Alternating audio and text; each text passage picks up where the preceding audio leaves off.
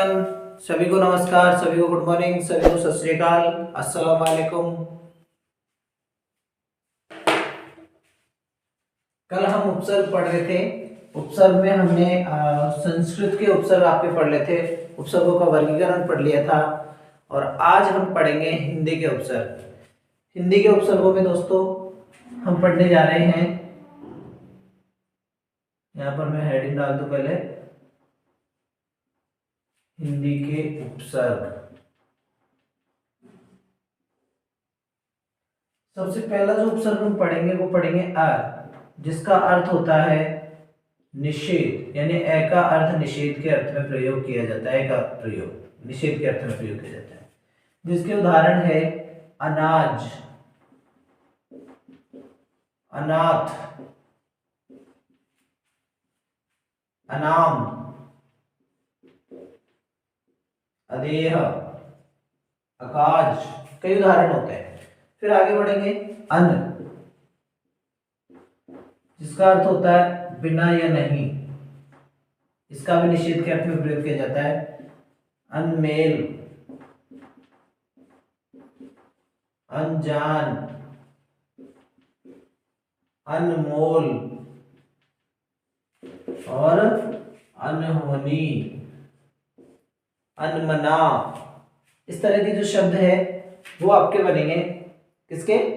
अन उपसर्ग से बनने वाले शब्द है। फिर हम बात करते हैं दूसरा जो उपसर्ग है वो है अद। अद के बाद है आपका उन, औ,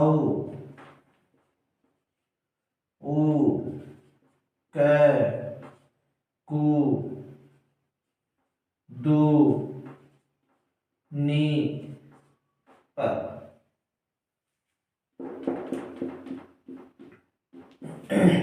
अद से पढ़ते हैं। अद का जो अर्थ है वो है आधा। अद का शाब्दिक अर्थ क्या है? आधा। अद से जो उदाहरण बनेंगे वो बनेंगे आपके अधमरा, अधजला,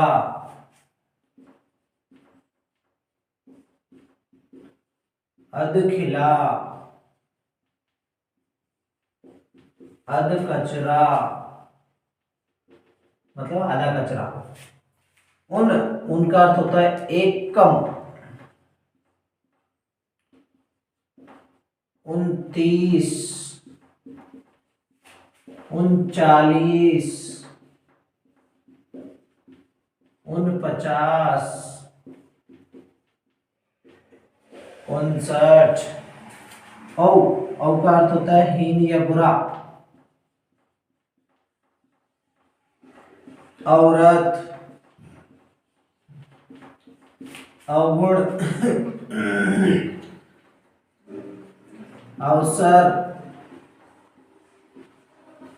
औचक, अवघट, सॉरी अवघड़, अवघड़। ऊ का अर्थ होता है ऊंचा या श्रेष्ठ, उचक्का, उजड़ना। कै का अर्थ होता है बुरा, कमरा, कमर, कमल, कपूत। कु का अर्थ भी बुरा, दु का अर्थ भी बुरा या हीन, निषेध के अर्थ में। कुमार, कुमार, कुमति,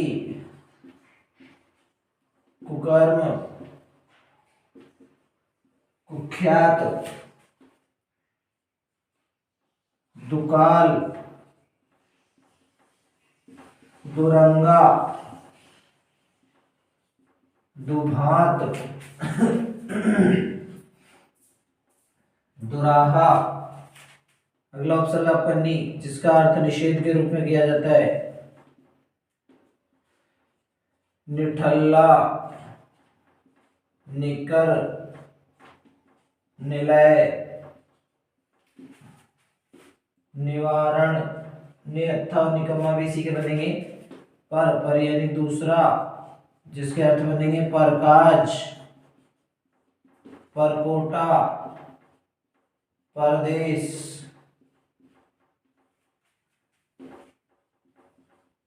परहित।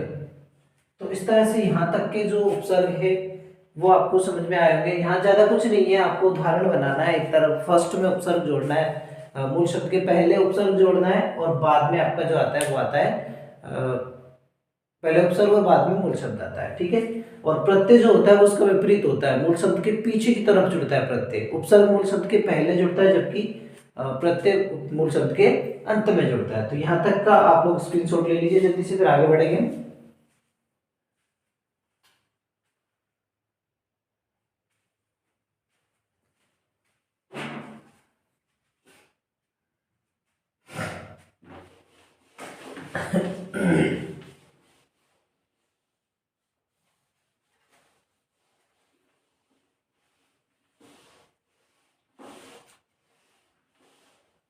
देखिए दोस्तों, आगे बढ़ते हैं।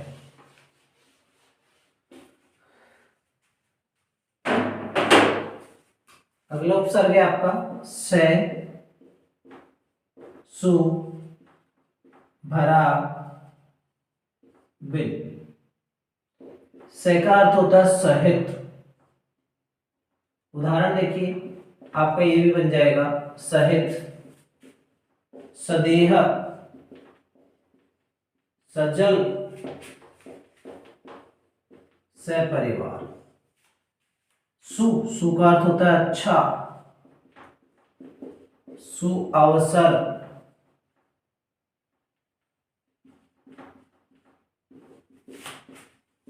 सुमन, सुशिक्षित, सुलक्षणा,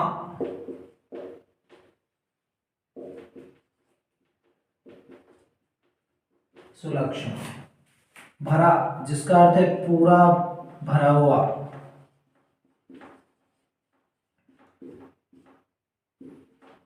भरपेट, भरकम,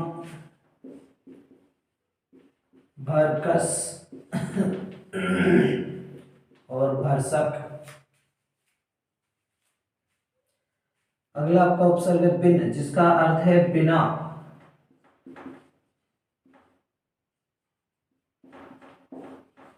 बिन देखा, बिन चखा, बिन ब्याहा, बिन खाया। अगला उपसर्ग है आपका सम, ती, चौ और पच। सम का अर्थ होता है समान, ती का 3, चौ का 4 और पच का 5। इसके सम्मान, संजय, संकट, संचय, संहार, संविधान, तिकोना, तिरंगा, तिपाई, तिमाही, तिराहा। चौ से चौराहा, चौखट, चौमासा, चौपाटी, चौसर, पच से पचमेल, पचमढ़ी, पचराहा, पचरंगा, पंचमुखी। तो इस तरह से आपके ये हिंदी के उपसर्ग जो है आपके समाप्त होते हैं दोस्तों। यहाँ तक मैं आपको बता दूं, ये आपके सहित, इसका अर्थ होता है सहित, सदेह, सजल, सपरिवार। मतलब जो पहले बोल रहा हूँ उपसर्ग बाद का इसका मूल शब्द है। सु अवसर, सुमन, सुशिक्षित, सुलक्षणा, यहाँ पर भर पेट, भर कम, भर कस, भर सक। बिन देखा, बिन चखा, बिन ब्याहा, बिन खाया। सम मान, सम जय, सम कट, सम चय, सम हार, सम विधार। ऐसे ती कोना, ती रंग, ती पाई, ती माही यमाह, ती राह। चौराह, चौखट, चौमास, चौपाट, चौसर। पच मेल, पच मड़ी, पच राह, पच रंगा, पच मुखी। यहां तक का आप स्क्रीनशॉट ले लीजिए, फिर हम आगे बढ़ेंगे।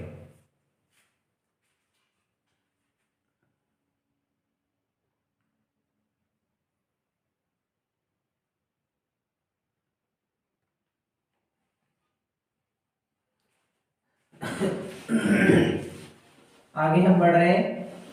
अब हम पढ़ेंगे, संस्कृत के उपसर्ग हमारे पूरे हो चुके हैं, हिंदी के हमारे उपसर्ग पूरे हो चुके हैं। अब हम जो पढ़ने जा रहे हैं वो है आपके विदेशी भाषा के उपसर्ग। विदेशी भाषा के उपसर्ग।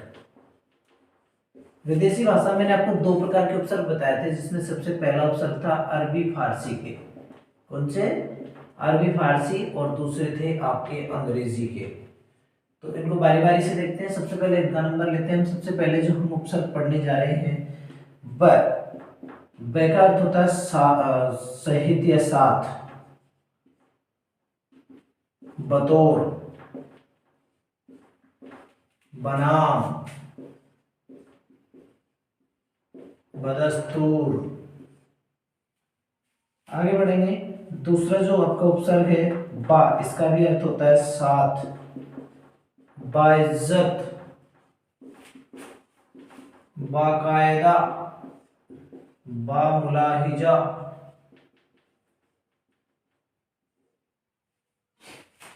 तीसरा जो उपसर्ग है वो है आपका ला, बिला, बे, कम, दर, एन। यहां तक लिख लेते हैं पहले।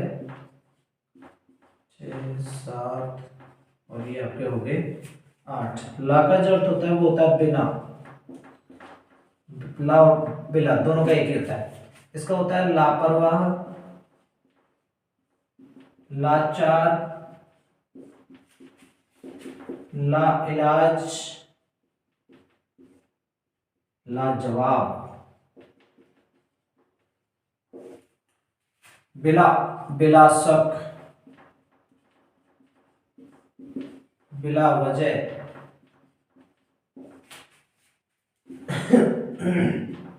बिला कसूर,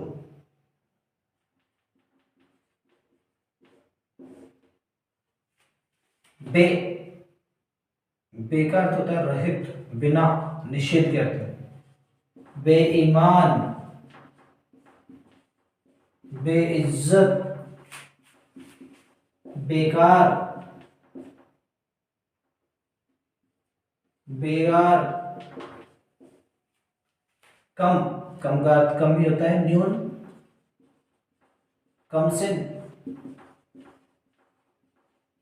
कम वक्त, कम कीमत, कम उम्र। दर का अर्थ होता है में, दर दर, दर हकीकत, दरमियान, दरख्वास्त भी इसी का होता है। एन ठीक, एन मौके, एन वक्त,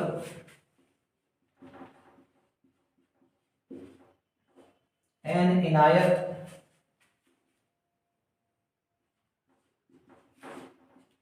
अल बद। अल का होता है पर्याप्त, अलकायदा,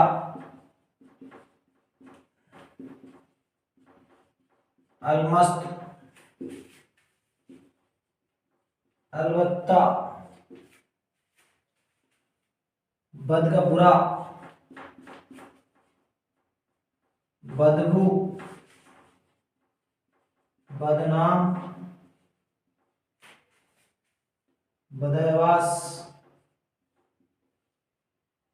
बदतमीज, ये आपके 10 तक देख लीजिए आप, इसके बाद हम आगे पढ़ेंगे। यहाँ तक का आप स्क्रीनशॉट ले लीजिए। सब में आपका जो मैं अंडरलाइन कर रहा हूँ ये आपके उपसर्ग है, बाकी आगे जो बचा बचा हुआ है वो आपका उपसर्ग है, सॉरी मूल शब्द है। मूल शब्द वो आपका क्या है, मूल शब्द है। जिसके नीचे मैंने रेखांकित कर दिया है वो आपका उपसर्ग है, और बचा हुआ जो शब्द है वो आपका मूल शब्द है।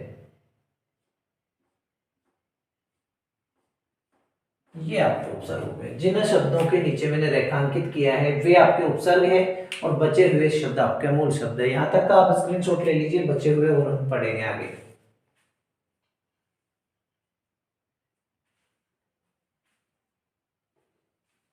चलो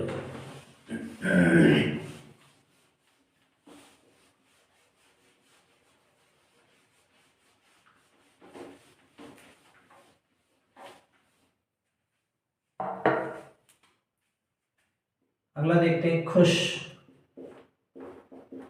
गिर, सर, ना, हम, हर, और एक है आपका नेक। खुश अच्छा, गिर भिन्न, सर मुख्य, ना नकारात्मक के रूप में, हम साथ में या साथ, हर प्रत्येक, नेक भला या अच्छा। उदाहरणों की ओर चलते हैं। खुश, खुश से खुश उपसर्ग से बनने वाला खुश किस्मत, खुश किस्मत, खुशखबरी,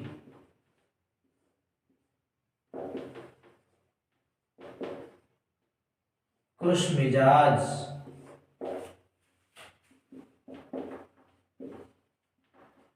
गैर मुल्क, गैर मर्द,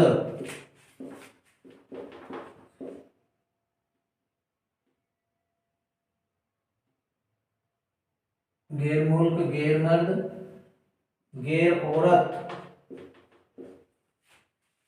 सरहद, सरजमी, सरफरोश, नालायक,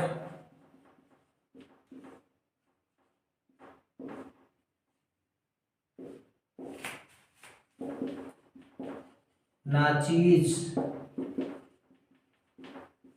नाकारा, नामुराद, हमसे, हमजोली,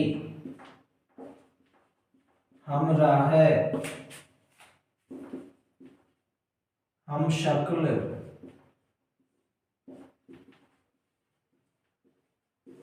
हमदम, हरदम, हर वक्त, हर पल, हर व्यक्ति, नेक नीयत, नेक इंसान,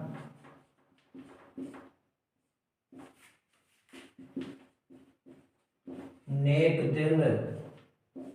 तो इस तरह से दोस्तों ये आपके अरबी फारसी के उपसर्ग समाप्त होते हैं। यहाँ पर जितने भी उपसर्ग है शब्दों में उन सबके नीचे मैंने आपको रेखांकित कर दिया है। जिन शब्दों के नीचे रेखा खींची हुई है वो उपसर्ग है, और बाकी आगे का बचा हुआ भाग उसका मूल शब्द है। हमने संस्कृत के उपसर्ग पढ़ लिए, हिंदी के उपसर्ग पढ़ लिए, और अरबी फारसी विदेशी भाषाओं में अरबी फारसी के उपसर्ग पढ़ लिए। इसके बाद हम पढ़ेंगे अंग्रेजी के उपसर्ग। कौन से? अंग्रेजी के उपसर्ग। देखिए अंग्रेजी के उपसर्ग यहाँ से शुरू कर देता हूं मैं। अंग्रेजी वाले अंग्रेजी के उपसर्गों में सबसे पहले आप पढ़ सकते हो हेड, जिसका अर्थ होता है मुख्य, हेड मास्टर। ये वाले परीक्षाओं में बहुत कम पूछे जाते हैं। Head office,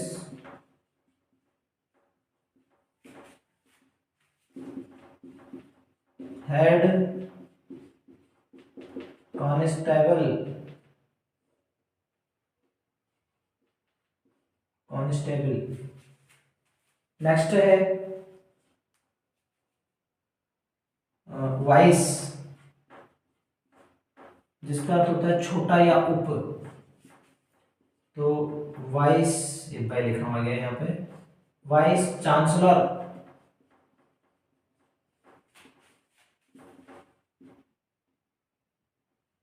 vice principal.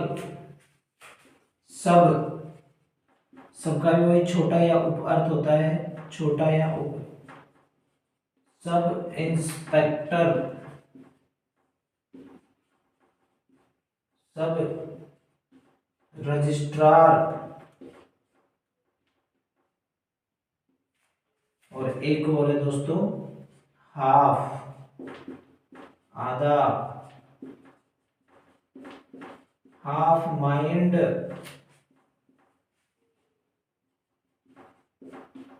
Half pant, half time. तो इस तरह से ये आपके अरबी, फारसी और अंग्रेजी में जो आपके विदेशी भाषाओं के उपसर्ग है वो आपके समाप्त हो चुके हैं। यहां तक हमने पढ़ लिया है। उपसर्ग का एकमात्र भाग और बचा है जिसका नाम है उपसर्ग की तरह प्रयुक्त अव्यय। ठीक है दोस्तों, यहां तक का आप स्क्रीनशॉट ले लीजिए, आगे बात करते हैं।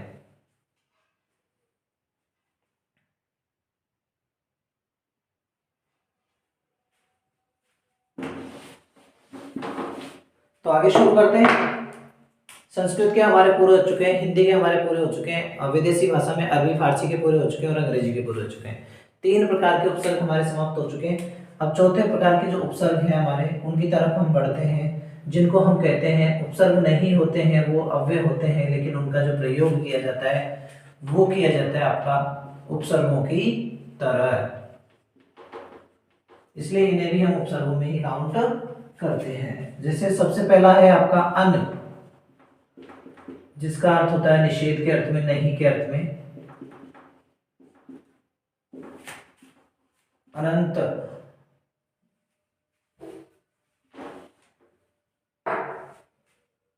अनंत नहीं आएगा, अनादि,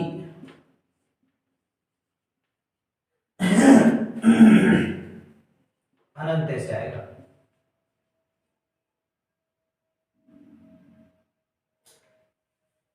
तो थोड़ा बाद में लिख लेंगे, जब तक नीचे वालों का लिख लेते हैं अपन। इसका याद नहीं आ रहा है, उदाहरण और लिखवाएंगे अभी।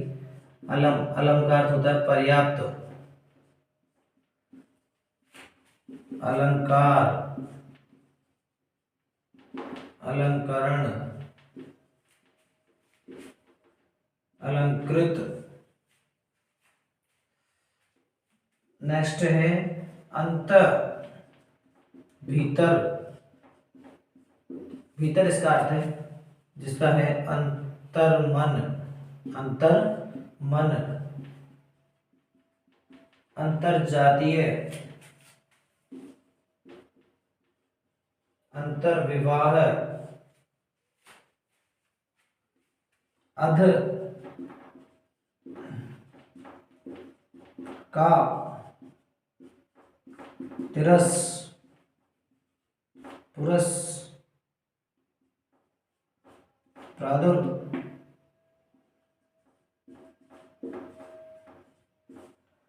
अध यानी आधा, का बुरा, तिरस, तिरस का होता है हीन, पुरस, पुरस का होता है आगे, प्रादुर, प्रादुर का अर्थ होता है प्रकट। दोस्तों ये अर्थ आपके कई किसी भी जगह पर काम में नहीं आने वाले हैं, अर्थ आपके काम नहीं आएंगे, बट फिर भी हम लिख रहे हैं यहाँ पर। अध, अधोगति, अधोमुख, अधोहस्ताक्षर। यहाँ पर जो विसर्ग है उस विसर्ग का क्या हो जाएगा, विसर्ग संधि में ओ हो जाएगा। कामना, कायर, काजल, कापुरुष। तिरस, तिरस्कार, तिरस्कृत, तिरोहित, तिरोभाव, पुरस्कृत, पुरस्कार, बिल्कुल दोनों के सेम चलेंगे। पुरस्कार, पुरस्कृत, पुरोहित,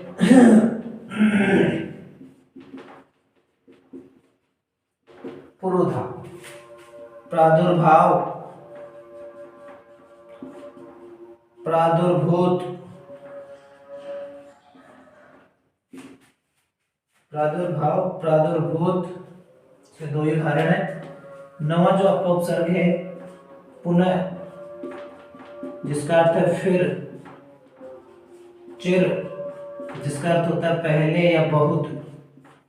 चिर का अर्थ पहले, बहुत, पहले नहीं होता। पुनः का पुनर्जन्म, पुनर्विवाह, पुनरुत्थान,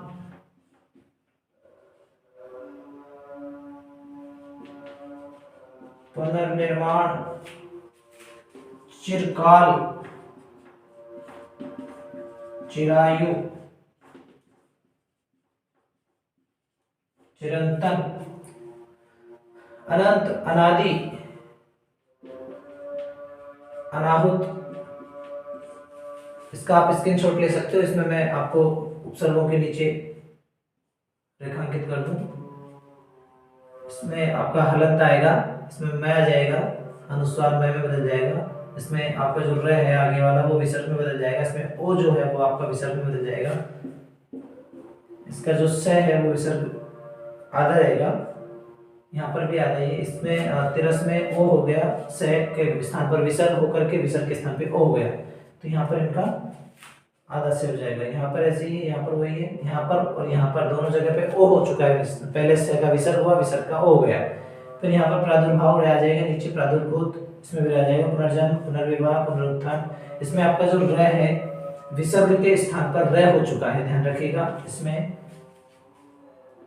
भी र हो चुका है। चिरकाल, चिरायु, चिरंतन। यहाँ तक का आप स्क्रीनशॉट ले लीजिए ताकि जल्दी से हम इसको पूरा करें फटाफट।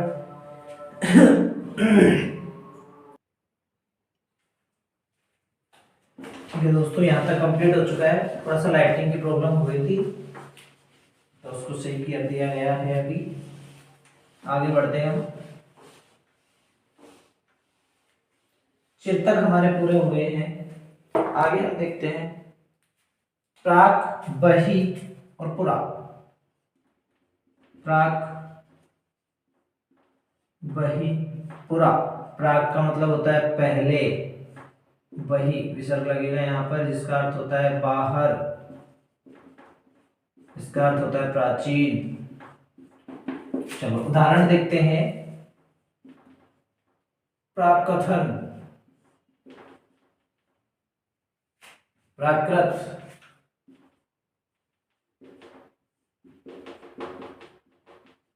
प्राकृतन। इसके बाद है बहिष्कार। यहाँ पर आपके विसर्ग के स्थान पर स हो चुका है, यहाँ पर भी आपका स हो गया विसर्ग के स्थान पर। बहिर्गमन, यहाँ पर आपके विसर्ग के स्थान पर हो चुका है र। पुरा, पुरातन, पुराचीन, पुरातत्व। स्व, स्वयं, और एक है आपका सत, इस पे नहीं लगेगा। स्वयं यानी अपना, स्वयं यानी अपने आप, और सत यानी अच्छा। स्वदेश, स्वभाव, स्वराज, स्वनाम, स्वयंभू, स्वयं सिद्ध, स्वयं सेवक, स्वयंवर, सदगति, सद्भावना, सज्जन,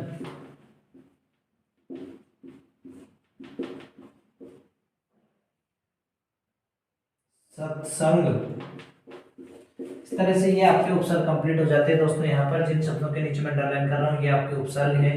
उपसर्ग नहीं कह सकते इनको, ये आपके उपसर्ग की तरह प्रयुक्त होने वाले कुछ अव्यय हैं, लेकिन इनका प्रयोग जो किया जाता है वो किया जाता है आपके उपसर्ग के रूप में किया जाता है। यहाँ तक आपके उपसर्ग समाप्त हो जाते हैं। यदि आपको किसी भी प्रकार की कोई समस्या है तो आप मुझे कमेंट बॉक्स में जाकर के कमेंट्स करें, ताकि मुझे आपकी समस्याओं का निराकरण करने का मौका मिल सके, तब जाकर के मैं आपकी समस्याओं का निराकरण कर सकता हूँ।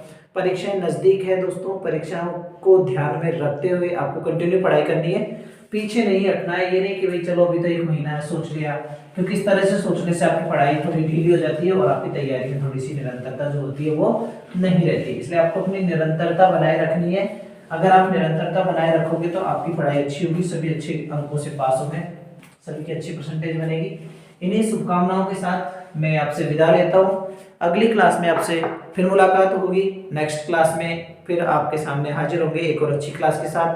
तब तक के लिए आपसे लेता हूँ अलविदा। नमस्ते।